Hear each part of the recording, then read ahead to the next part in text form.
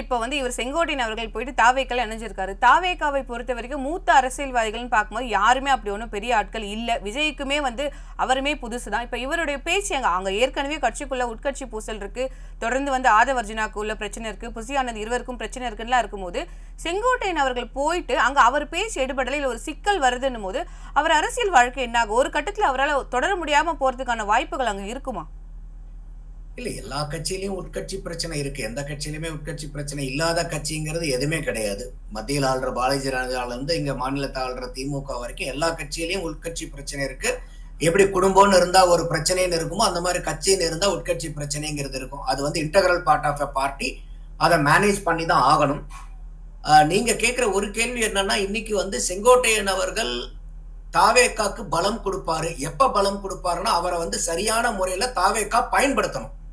அப்ப அவரை எந்த அளவுக்கு ஏதுவா பயன்படுத்துறாங்களோ அந்த அளவுக்கு அவர்கிட்ட இருந்து நீங்க எக்ஸ்ட்ராக்ட் பண்ண முடியும். ஏன்னா அவருக்கு ஒரு 55 ஆண்டு கால கள அரசியல் அனுபவம் இருக்கு. இப்ப அந்த மாதிரி கள அரசியல் அனுபவம் இருக்கிறவங்க அங்க யாருமே கிடையாது.